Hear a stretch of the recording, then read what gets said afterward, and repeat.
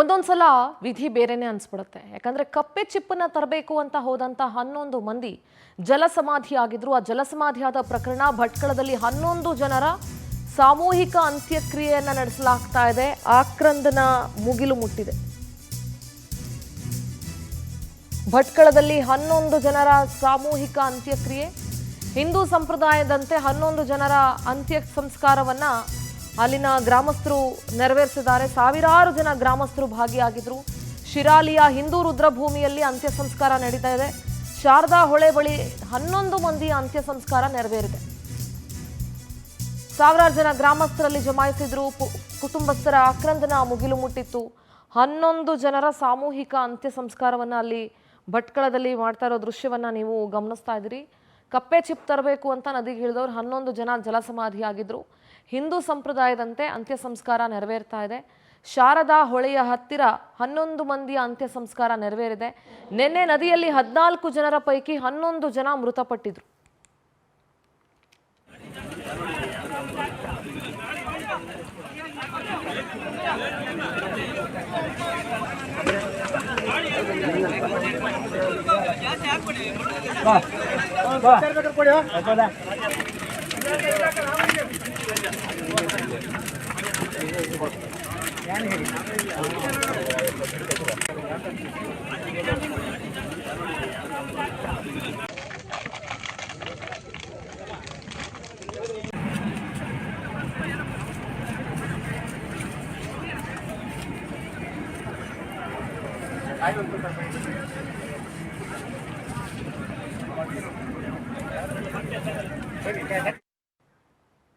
ಕಪ್ಪೆ ಚಿಪ್ಪು ದುರಂತದ ಬಗ್ಗೆ ಮಾಹಿತಿಯನ್ನ ಒಬ್ರು ಮಹಿಳೆ ಬಿಚ್ಚಿಟ್ಟಿದ್ದಾರೆ. ನಾವು ಕೂಡ ಕಪ್ಪೆ ಚಿಪ್ಪನ್ನ ತೆಗಿತಾ ಇದ್ವಿ.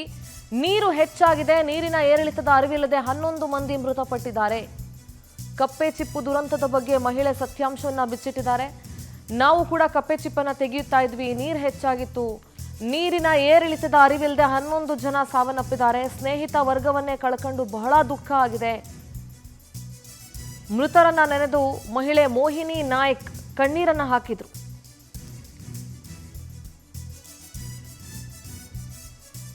ಯಾವಾಗ್ಲೂ ಜೊತೆಲಿ ಹೋಗ್ತಾ ಇದ್ರು ಅಂತ ಅನ್ಸುತ್ತೆ. ಕಪ್ಪೆ ಚಿಪ್ಪನ್ನ ತೆಗೊಂಡು ಬರೋದಕ್ಕೆ ನೀರು ಜಾಸ್ತಿ ಆಗಿದ್ದನ್ನ ಗಮನಿಸದೆ ಈ ತರ ಆಗೋಗಿದೆ ಅಂತ ಹೇಳಿದ್ರು.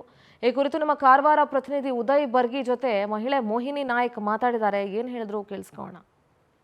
ನಿನ್ನೆ ಕೂಡ 11 ಜನ ಹೋಗಿದ್ರು. ಅದರಲ್ಲಿ 9 ಜನ ಮಹಿಳೆಯರು. ಈ 11 ಜನ ಒಂದೇ ಕುಟುಂಬದವರು ಕೂಡ. ಆದರೆ ಈ ಸಂದರ್ಭದಲ್ಲಿ ಅವರು ಆ ಕಪ್ಪೆ ಚಿಪ್ಪನ್ನು ತೆಗೆಯುವಂಥದ್ದು ವ್ಯವಹಾರವಾಗಿತ್ತ ಅಥವಾ ಮನೆಗೆ ಅವರು ನಿತ್ಯದ ಬಳಕೆಗೆ ತರೋದು? ಅದು ವ್ಯವಹಾರನೂ ಆಗಿತ್ತು ಸರ್. ಯಾಕೆಂತ ಹೇಳಿದರೆ ಎಲ್ಲ ಸಣ್ಣ ಮಕ್ಕಳು ಸರ್. ಅದರಿಂದ ಒಂದು ಜೀವನ ಅನ್ನೋದು ಇತ್ತು ಅವರಿಗೆ. ಹೌದು ಹೌದು ಸರ್. ಈಗ ಸಾಕಷ್ಟು ಜನ ಮಕ್ಕಳು ಅನಾಥರಾಗಿದ್ದಾರೆ. ಈ ಬಗ್ಗೆ ತಾವೇನಂತೀರಿ ಸರ್? ಅವರಿಗೆ ಏನಾದರೂ ಅನುಕೂಲ ಮಾಡಿಕೊಡ್ಬೇಕು ಸರ್. ಯಾಕಂದರೆ ಸಣ್ಣ ಸಣ್ಣ ಮಕ್ಕಳು ಸರ್. ಅದರಿಂದನೇ ಅವ್ರದ್ದೊಂದು ಜೀವನ ಆಗಿತ್ತು ಸರ್. ಅದರಲ್ಲಿ ನೀವೇನಾದರೂ ಮಾಡಿಕೊಡ್ಬೇಕಾಗಿ ಹೇಳ್ತೀನಿ. ನಮ್ಮಲ್ಲಿ ಮತ್ತೆ ಎಷ್ಟು ಹೇಳಲಿಕ್ಕಾಗ್ತದೆ ಸರ್? ಉಳಿದವರಿಗೆ ಇನ್ನು ಮುಂದೆ ಅದಕ್ಕೆ ಹೋಗಬಾರ್ದು. ಈ ಒಂದು ದುರಂತ ನಮಗೂ ಕೂಡ ಸಾಕಷ್ಟು ನೋವನ್ನು ತಂದಿದೆ. ಇವತ್ತು ದುರಂತದ ನಂತರದಲ್ಲಿ ಇನ್ನೂ ಕೂಡ ಯಾರೂ ಕೂಡ ಇಂಥ ಒಂದು ಅಪಾಯಕಾರಿಯಾಗಿರ್ತಕ್ಕಂಥ ಕಾರ್ಯಕ್ಕೆ ಕೈ ಹಾಕಬೇಡಿ ಅನ್ನುವಂಥ ಸಂದೇಶವನ್ನು ಇಲ್ಲಿನ ಮಹಿಳೆಯರು ಕೂಡ ವ್ಯಕ್ತಪಡಿಸಿರುವಂಥದ್ದು. ಭಟ್ಕಳದಿಂದ ಉದಯ್ ಬರ್ಗಿ, ಪವರ್ ಟಿವಿ. ಕಪ್ಪೆ ಚಿಪ್ಪಿನ ದುರಂತ ನೆನೆದು ಮೃತರ ಕುಟುಂಬಸ್ಥರು ಕಣ್ಣೀರು ಹಾಕಿದರು. ಏಕಾಏಕಿ ನೀರಿನ ಸೆಳೆತ ಹೆಚ್ಚಾಗಿರೋದು ದುರಂತಕ್ಕೆ ಕಾರಣ ಆಯಿತು. ಮೃತರ ಕುಟುಂಬಸ್ಥರು ಕಣ್ಣೀರು ಹಾಕಿದ್ದಾರೆ ದುರಂತವನ್ನ ನೆನೆಸ್ಕೊಂಡು. ಏಕಾಏಕಿ ನೀರಿನ ಸೆಳೆತ ಹೆಚ್ಚಾಗಿರೋದು ದುರಂತಕ್ಕೆ ಕಾರಣ ಆಯಿತು. ಎಲ್ಲರೂ ಮಕ್ಕಳನ್ನ ಕಳ್ಕೊಂಡು ಅನಾಥರಾಗಿದ್ದಾರೆ. ಒಬ್ಬರನ್ನ ರಕ್ಷಣೆ ಮಾಡೋದಕ್ಕೆ ಹೋಗಿ ಎಲ್ಲರೂ ಕೊಚ್ಕೊಂಡು ಹೋಗಿದ್ದಾರೆ. ಘಟನೆ ಬಗ್ಗೆ ಬೇಸರವನ್ನ ವ್ಯಕ್ತಪಡಿಸಿದರು ಮಂಜುನಾಥ್ ನಾಯ್ಕ್.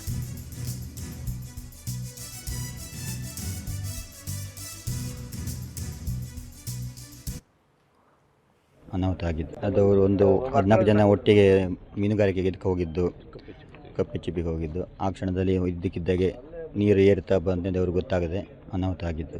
ಹಿಂದಿನಿಂದ ಹೋಗ್ತಾ ಇದ್ದರು. ಅವ್ರ ಜೀವನನೇ ಅದು. ಕೆಲವರು ತಂದು ಮಾರೋದು, ವ್ಯಾಪಾರ ಮಾಡೋದು, ಆ ಥರ ಮಾಡ್ತಾರೆ. ಜೀವನವೇ ಅದಾಗಿತ್ತು. ಏನು ನೀರಿನ ಸೆಳೆತ ಏಕಾಏಕಿ ಜಾಸ್ತಿ ಇದು ಆಗ್ತಾ ಅದು ಬರ್ತಾ ಹಿಡಿತಾ ಒಂದು ಸಲ ಜಾಸ್ತಿ ಬಂದುಬಿಟ್ಟಿತ್ತು, ಅದು ಇವ್ರಿಗೆ ಗೊತ್ತಾಗಲಿಲ್ಲ ಅಷ್ಟೇ. ಅದು ಒಂದು 14 ಜನ ಒಟ್ಟಿಗೆ ಮೀನುಗಾರಿಕೆಗೆ ಇದಕ್ಕೆ ಹೋಗಿದ್ದು, ಕಪ್ಪೆ ಚಿಪ್ಪಿಗೆ ಹೋಗಿದ್ದು. ಆ ಕ್ಷಣದಲ್ಲಿ ಇದ್ದಕ್ಕಿದ್ದಾಗೆ ನೀರು ಏರ್ತಾ ಬಂದಿದ್ದು ಅವ್ರಿಗೆ ಗೊತ್ತಾಗದೆ ಅನಾಹುತ ಆಗಿದ್ದು. ಹಿಂದಿನಿಂದ ಹೋಗ್ತಾ ಇದ್ರೆ ಹೇಗೆ ಹಿಂದಿನಿಂದ ಹೋಗ್ತಾ ಇದ್ದರು. ಅವ್ರ ಜೀವನನೇ ಅದು. ಕೆಲವರು ತಂದು ಮಾರೋದು, ವ್ಯಾಪಾರ ಮಾಡೋದು, ಆ ಥರ ಮಾಡ್ತಾರೆ. ಜೀವನವೇ ಅದಾಗಿತ್ತು.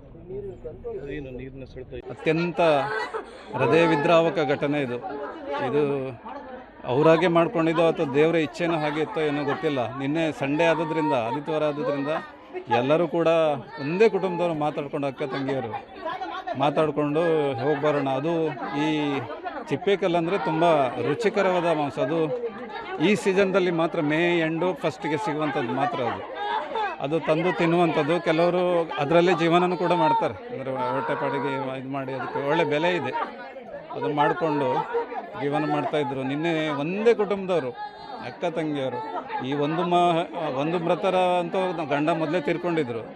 ಸಣ್ಣ ಮಕ್ಕಳು ನೋಡಿ ಅಲ್ಲಿ ತಿಡ್ತಾ ಇದ್ದಾನೆ. ಸಣ್ಣ ಸ್ಕೂಲ್ಗೆ ಹೆಂಗೆ ಮಕ್ಕಳಿದ್ದಾರೆ, ಅವರನ್ನು ದೇವರೇ ಭಗವಂತನೇ ಕಾಪಾಡಬೇಕು. ಅತ್ಯಂತ ಹೃದಯ ವಿದ್ರಾವಕ ಘಟನೆ ಇದು. ಅವರಾಗೆ ಮಾಡ್ಕೊಂಡಿದ್ದೋ ಅಥವಾ ದೇವರ ಇಚ್ಛೆನೋ ಹಾಗೆ ಇತ್ತೋ ಏನೋ ಗೊತ್ತಿಲ್ಲ. ನಿನ್ನೆ ಸಂಡೇ ಆದದ್ರಿಂದ, ಆದಿತ್ಯವಾರ ಆದದ್ರಿಂದ ಎಲ್ಲರೂ ಕೂಡ ಒಂದೇ ಕುಟುಂಬದವರು ಮಾತಾಡ್ಕೊಂಡು, ಅಕ್ಕ ತಂಗಿಯರು. ಕಪ್ಪೆ ಚಿಪ್ಪು ತರಲು ಹೋಗಿದಂಥ 11 ಮಂದಿ ಜಲಸಮಾಧಿ ಪ್ರಕರಣ, ಮೃತರ ಕುಟುಂಬದಲ್ಲಿ ನೀರವ ಮೌನ ಆವರಿಸದೆ ಬಿಕೋ ಅಂತ ಇದೆ ಆ ಮನೆ. ಹಂಗೆ ಅಲ್ವೇನ್ರಿ, ಸಾವಿನ ಮನೆ ಯಾವಾಗಲೂ ಥರ ಸ್ಮಶಾನ ಮೌನ ಅಲ್ಲಿ ಆವರಿಸ್ಕೊಂಡು ಬಿಟ್ಟಿರುತ್ತೆ. ಮೃತಪಟ್ಟ 11 ಮಂದಿಯ ಸಾಮೂಹಿಕ ಅಂತ್ಯ ಸಂಸ್ಕಾರ ಆಗಿದೆ. ಅಷ್ಟೂ ಜನ ಒಂದೇ ಕುಟುಂಬಕ್ಕೆ ಸೇರಿದಂಥ 9 ಜನ ಅಕ್ಕ ತಂಗಿಯರಿದ್ರು. ಇವತ್ತು ಆ ಮಕ್ಕಳ ಪರಿಸ್ಥಿತಿ ಏನಾಗಬೇಕು? ಅಷ್ಟೂ ಜನ ಮನೆಯ ಹೆಣ್ಮಕ್ಳನ್ನ ಕಳ್ಕೊಂಡು ಮನೆ ಪರಿಸ್ಥಿತಿ ಏನಾಗಬೇಕು? ಬಿಕು ಅಂತ ಇದೆ ಇಡೀ ಮನೆಯೆಲ್ಲ. ಹೆಣ್ಮಕ್ಳಿದ್ರೆ ಮನೆಯೆಲ್ಲ ಒಂಥರ ಗಲಗಲ ಅಂತ ಇರುತ್ತೆ. ಆದರೆ ಆ ಮನೆಯ ಒಂದೇ ಕುಟುಂಬದ ಅಕ್ಕ ತಂಗಿಯರು ಸಾವನ್ನಪ್ಪಿದ್ದಾರೆ. ಈ ಕಪ್ಪೆ ಚಿಪ್ಪಿಗೆ ಯಾಕೆ ಇದೆಯಲ್ಲ, ಇದನ್ನ ತಿಂತಾರೆ. ಬಹಳಷ್ಟು ಬೆಲೆ ಇದೆ. ಗೋವಾ ಮತ್ತು ಬೇರೆ ಬೇರೆ ಕಡೆಗೆ ಅದನ್ನು ರಫ್ತು ಕೂಡ ಮಾಡ್ತಾರೆ. ಸೊ ಹಾಗಾಗಿ ಅದನ್ನು ತರಕ್ಕೆ ಅಂತ ಹೋಗಿದ್ರು ಅಂತ ಅನಿಸುತ್ತೆ. ಸೊ ಇಂಥ ಒಂದು ದುರಂತ ಈ ಸಂದರ್ಭದಲ್ಲಿ ನೀರಿನ ಸೆಳೆತ ಜಾಸ್ತಿ ಆಗಿದೆ, ಅವ್ರಿಗೆ ಗೊತ್ತಾಗಿಲ್ಲ. 11 ಮಂದಿ ಸಾವನ್ನಪ್ಪಿದ್ದು, ಅವರ ಸಾಮೂಹಿಕ ಅಂತ್ಯ ಸಂಸ್ಕಾರ ನೆರವೇರಿದೆ. ಘಟನಾ ಸ್ಥಳದಿಂದ ನಮ್ಮ ಪ್ರತಿನಿಧಿ ಉದಯ್ ಬರ್ಗಿ ಪ್ರತ್ಯಕ್ಷ ವರದಿ ಕೊಟ್ಟಿದ್ದಾರೆ.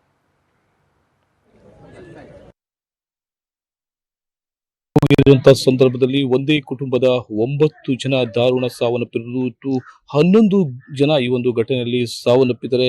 ಈಗಾಗಲೇ ಅವರ ಅಂತ್ಯ ಸಂಸ್ಕಾರ ಕೂಡ ನಡೆದಿರುವಂಥದ್ದು. ಈಗ ಆ ಮನೆಯ ಪರಿಸ್ಥಿತಿ ಯಾವ ರೀತಿ ಇದೆ ಅನ್ನುವಂಥದ್ದನ್ನ ನಾವು ನಿಮಗೆ ತೋರಿಸ್ತಾ ಹೋಗ್ತೀವಿ. ನೋಡ್ಬೋದು ಇಲ್ಲಿ ಈ ಒಂದು ಸ್ಥಳದಲ್ಲಿ ಯಾವ ರೀತಿಯಾಗಿರ್ತಕ್ಕಂಥ ನಿರವ ಮೌನ ಆಚರಿಸಿದೆ.